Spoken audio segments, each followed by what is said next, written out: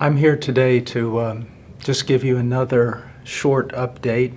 Last week, with regard to Afghanistan and all the turmoil, we asked you to pray because there was a certain situation going on, and it was really something of an impossibility. I can tell you this much, that a family, a Christian family, going through a terrible, terrible trial on one side of the country, in order to escape, they needed to be removed from where they were staying. And through many brothers in the Middle East, we were able to work out with them and move the family across the country. And now they're in a safer place. And then sooner or later, like with other believers, we hope to help them get out of the country to safety. In the last week, there's been a lot of news about Afghanistan and the believers that are there, and that's good.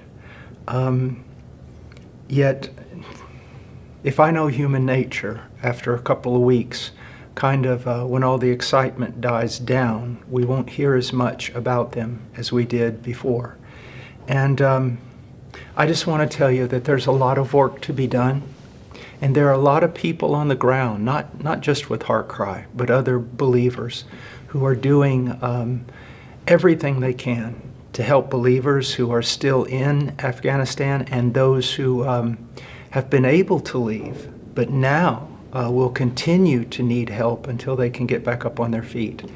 And I just wanted to tell you that we asked you to pray for a situation, and it was that family, and they were in a terrible circumstance. And I have to tell you that I had great fear for them, but God really opened some doors. And so the first stage is over, and they continue to need prayer, and we need prayer with regard to wisdom on how to navigate this. One of the things that I wanted to just share with you is that we really need to avoid the sensational.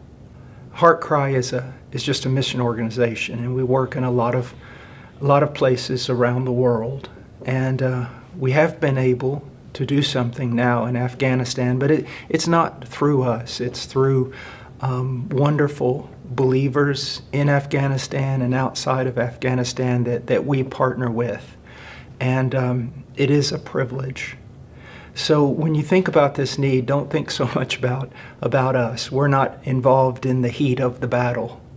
We're simply helping many godly believers, men and women, who are in the heat of the battle. And I always want you to remember that in these types of situations that are so extravagant, that are so radical, we don't need to be radical. We just need to be normal. We need to be normal Christians who walk by faith, who walk in humility, and who give ourselves to prayer. Your prayers for last week did a great deal.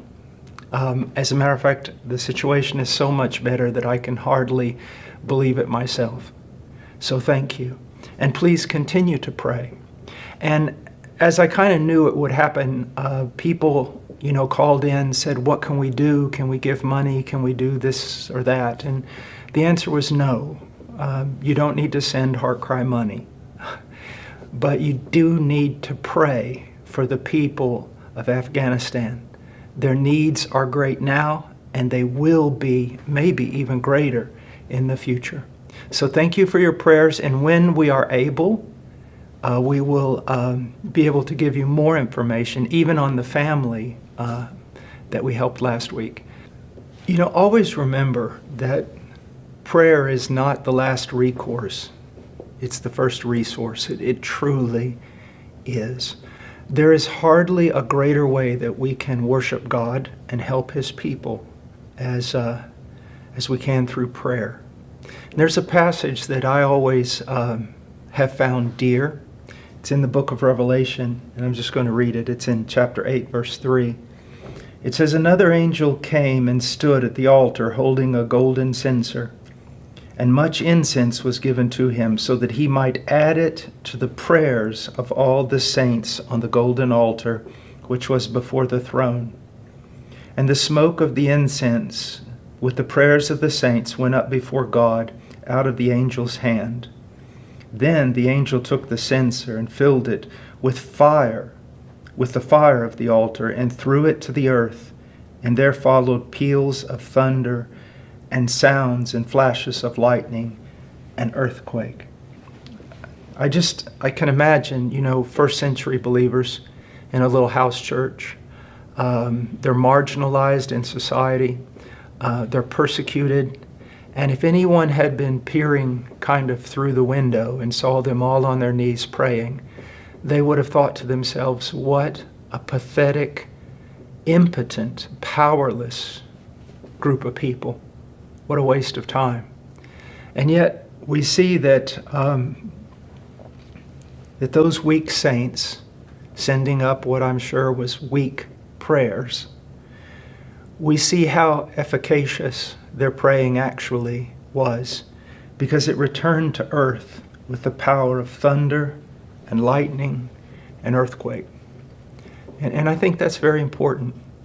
I'm sure you're a lot like me. Sometimes I'm praying and I feel like there's a bronze ceiling, as the old saints used to say, above my head, that my prayers are just bouncing off and coming back. Or I'm praying and my mind is wandering in so many different ways that it should not. I wish I had more faith, and I wish that my prayers were stronger. But I can tell you this, our God is great, and our God is gracious, and He answers the prayers, even of weak saints like us. He answers weak praying like that which so often comes forth from someone like me. And so take heart, not just with regard to Afghanistan, but with regard to all that is going on around us, everything. Prayer is the answer. Get alone with God. Meditate on His Word, and then lift your petitions up to Him in prayer. Yes, petitions for nations and kings and all who are in authority, petitions for the church, but also petitions for family and for yourself. Sometimes with all the pressure, it feels like we're going to implode, doesn't it? Like we're just going to crush down to nothing. Well, I have found that in those situations, which in my life are all too frequent, it's prayer.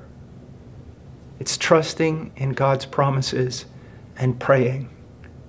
Prayer is the most powerful arsenal. Prayer. So be encouraged. God bless. Thank you for listening to Updates from the Field. Visit HeartCryMissionary.com to view our other productions and to find out more about HeartCry Missionary Society.